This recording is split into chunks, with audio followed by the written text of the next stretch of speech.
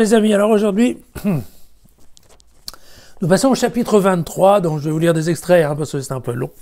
Et le chapitre 23 du Lévitique, lui, va instaurer le calendrier des fêtes. Oui, parce que jusqu'à maintenant, vous voyez, on a besoin de ça, on n'en avait pas encore parlé, mais une chose, une fois qu'on a défini, je dirais, à la fois le sanctuaire, les règles de mouvement, les règles de sainteté qui ont à voir avec qui vient quoi, fait quoi, le genre d'animaux qui sont sacrifiés et puis qui a droit à en manger, eh bien, à la fin, un jour ou l'autre, il faut parler des timings, parce que on ne peut pas faire ça tout le temps n'importe quand, quoi.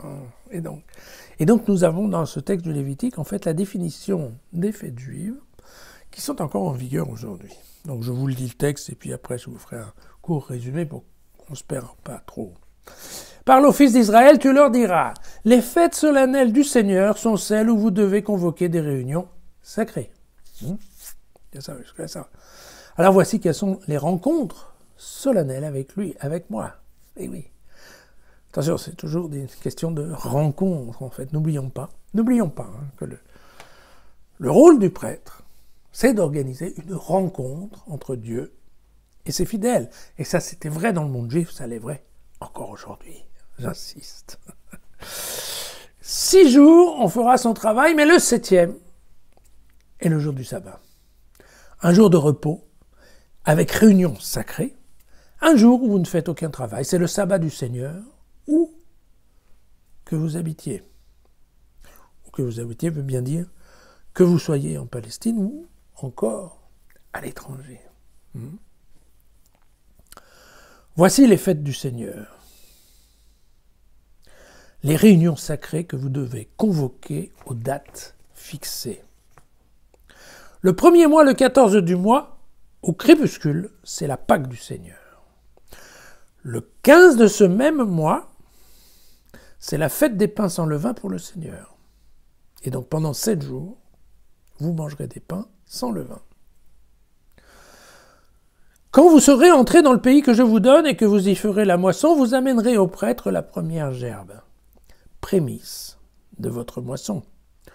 Vous ne mangerez ni pain, ni épis grillés, ni grains nouveaux, avant ce jour précis où vous amènerez le présent de votre Dieu. Vous compterez 7 semaines à partir du lendemain du sabbat, c'est-à-dire à partir du jour où vous aurez amené la gerbe du rite de présentation. Les 7 semaines seront complètes. Jusqu'au lendemain du 7e sabbat, vous compterez donc 50 jours et vous présenterez au Seigneur une offrande de la nouvelle récolte. En outre, le 10 de ce 7e mois, qui est le jour du grand pardon, vous tiendrez une réunion sacrée, vous jeûnerez, vous présenterez un mets consumé au Seigneur. Et le 15 de ce 7e mois, c'est la fête des tentes, qui dure 7 jours, en l'honneur du Seigneur. Le premier jour, vous vous munirez de beaux fruits, de feuilles de palmier, de rameaux d'arbres touffus ou de saules de torrents, et vous serez dans la joie pendant 7 jours devant le Seigneur votre Dieu. Vous habiterez sous la tente pendant 7 jours.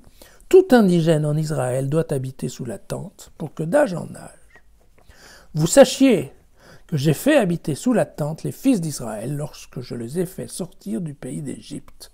C'est moi le Seigneur, votre Dieu. Voilà. Et donc, vous voyez, en fait, l'organisation, c'est vraiment le calendrier liturgique de l'époque. Voilà. Les jours où, on va dire, messe est obligatoire. D'accord ? Et évidemment, le premier rythme, c'est le rythme de la semaine, une fois par semaine, de la même façon qu'on va en église quand on est chrétien. Eh bien, il y a également une réunion sainte le jour du sabbat, cela va de soi. Et donc, vous voyez bien que ça, c'est, en effet, il est présenté comme une fête, mais comme une fête régulière, qui rythme l'année en 52 semaines, 52 sabbats. Voilà. Et là, évidemment, on peut considérer que ça fait partie de la liturgie ordinaire. Voilà. Et puis, en plus de ça, nous avons le calendrier des fêtes exceptionnelles, voilà, qui sera repris d'ailleurs dans le livre des Nombres. Une fois de plus, ça fait partie des doublons, sachant que dans le livre des Nombres, on va plutôt présenter la partie sacrificielle, un peu moins la partie du calendrier. Mais voilà. Alors, il faut savoir que je vous en fais cadeau, hein, mais si vous faites une étude assez sérieuse de l'organisation des dates, eh bien évidemment, il y a des gens qui l'ont fait, et en fait, il y a un croisement qui marche à peu près à tous les coups avec ce qu'on va dire le calendrier cosmique, donc les équinoxes et les nouvelles lunes, et puis aussi les fêtes agricoles traditionnelles, puisqu'il y a toujours eu, en effet, dans la Mésopotamie, des fêtes qui étaient liées, en effet, soit à la moisson, soit au cru, en fait, des fleuves. Voilà. Alors, donc le premier mois, il est au printemps, parce que il y a des détails qui nous disent qu'en Exode, hein, effectivement, c'est au printemps que Dieu a fait sortir son peuple d'Égypte, d'accord. Et donc, on voit bien qu'il est clairement défini la date de la Pâque juive, Pessa, d'accord, qui est la première fête exceptionnelle, et que vous avez ensuite la fête des pains sans azim, qui s'appelle Massot en hébreu, et évidemment qui sont deux fêtes qui sont déjà mentionnées hein, dans l'Exode 12. Ici, il n'y a pas de nouveauté. Voilà. Ensuite, on aura la fête des prémices, donc la première gerbe, ce qu'on dit, donc dont la date elle n'est pas fixée, puisqu'effectivement, tout dépend de l'année. Hein. On peut quand même pas décider qu'on va faire la moisson tel jour, alors que si ça se trouve, les grains ne sont pas mûrs. Donc la date est flexible. Et attention, il est bien insisté qu'on n'a rien le droit de manger déjà avant d'avoir offert justement ces premières récoltes à Dieu. D'accord ? Et puis, vous avez, par contre, ce qui est bien clairement défini, c'est que c'est 50 jours pour faire la moisson. Pas rien de plus. Et ces 50 jours-là, ils sont bien comptés à partir de la date où on fait la fête, oui, c'est ça, la cérémonie des prémices. Et on apportera, vous voyez, la fin, enfin, un fruit de la moisson. Voilà, exactement. Donc, 50 jours, 50 jours, c'est typiquement la Pentecôte. Voilà. C'est pour ça que et puis ensuite, nous avons, dans les dates fixes, le 7e mois.